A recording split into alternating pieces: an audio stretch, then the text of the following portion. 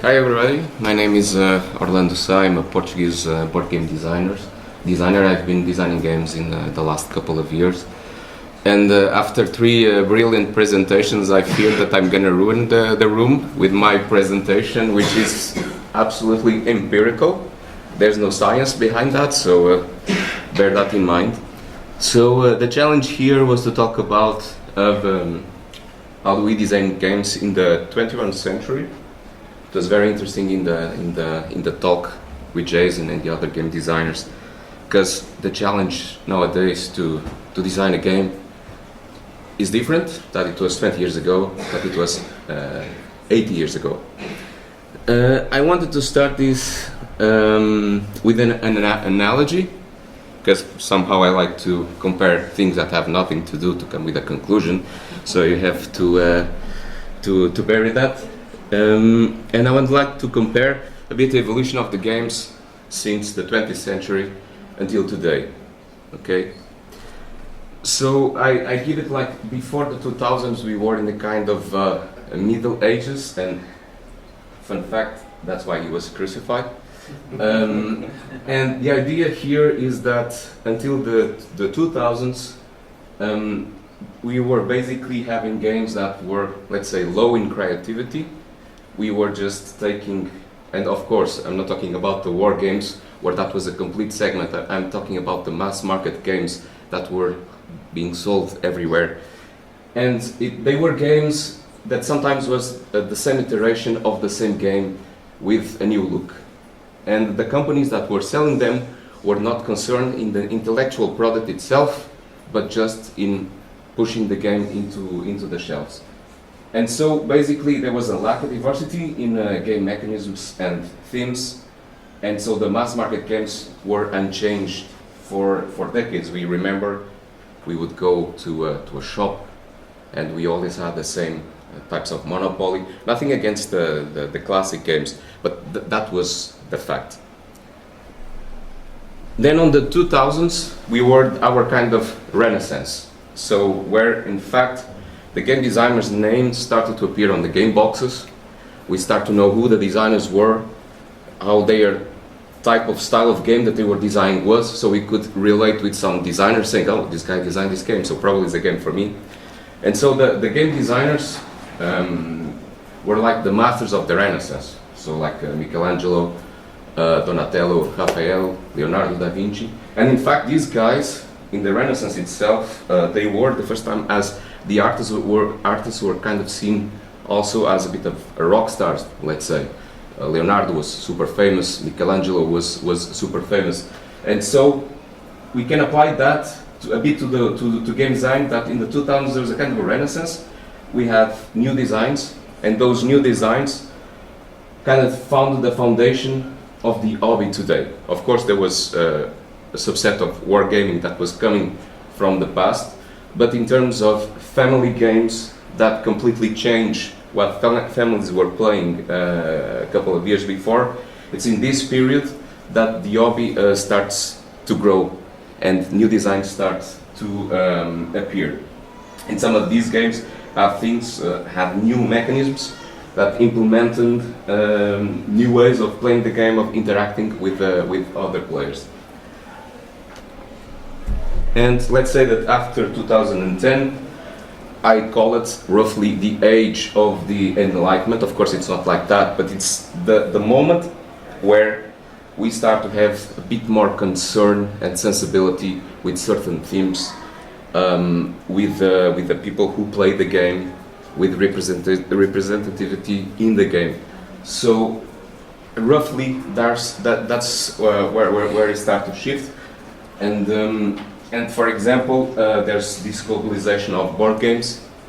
There are even more designers and publishers.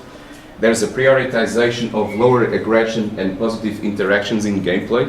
We know that for fact. And for example, I put the Brass there, Birmingham, because Brass Birmingham is a kind of a tuned down version of the original Brass that kind of forgives you a bit more than the original one.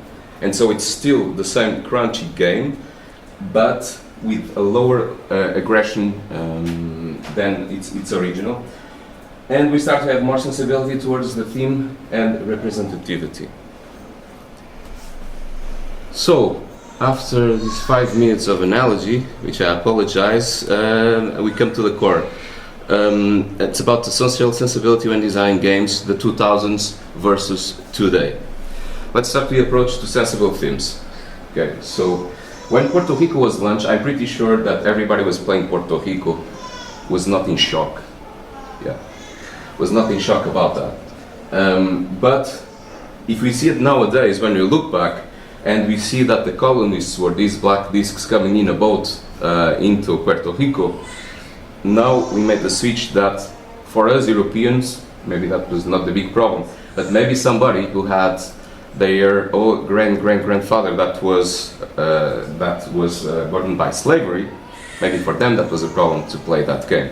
So the new edition of Puerto Rico tries to resolve that problem, and that's one of the examples how new editions can reflect modern sensibilities on older games, and how the game experience can make us learn about the past without whitewashing it. You know, we have also a tendency, sometimes we pick up a controversial theme, we put zombies on there, and so like that there's no political disagreement. And there's a lot of whitewashing about several other themes, but I don't think that that's the way that we should approach it. Approach to sensible themes, for example, colonialism is a game that was, several people said, oh my god, what are we doing? But in fact, we should not avoid themes, and in colonialism is a kind of a game where we actually are being bastards on that countries, we are reaping all the resources, and we are kind of devastating the locals, and that's what we did there. So the people who are playing that game are also, they know that they are basically in a way that shows what we did in the past, and how that was wrong, and how the interactions are negative. But after you're playing the game, you don't go out of the game saying, you know, we should do colonialism again. No, you get out of the game and you know how horrible that moment of human history was. So I think that the game can approach a theme and pass a message, which is very important.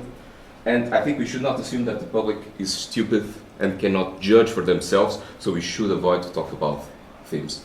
It's in the approach that is the key to that. Inclusivity in games, gender, race, sexual orientation, religion. I have here 2 covers of 2 games just to show that in one of my first games there's a lot of big mustaches on the guys. Maybe that was not very sensitive for us because it's a big of a stereotype. If it was today, probably should have approached in a different way. For example, in the most recent game, there was already a bit the sensibility that the 4 characters of the game were more diverse. Inclusivity in games also. We should stop with the sexualization of women in board games. We all remember where we played old board games and all the heroes were like that, dressed with bikinis, fighting against the bad guys.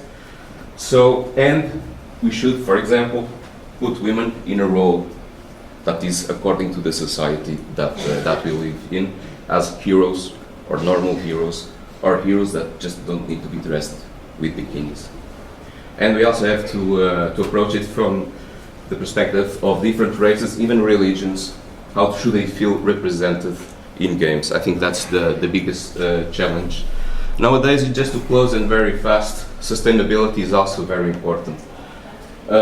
We can push for more sustainable materials. We do not decide as designers, but in our design itself, we could push the publishers, and we can also design in a way that would kind of force the publishers to not use certain kind of things that are not necessary. If we don't need a lot of miniatures, we just don't put plastic on the box. If you can do it with wood, maybe we do it with wood. And like Jason was saying this morning, we are shipping games from China. We are producing there and shipping from China. And that's a big problem.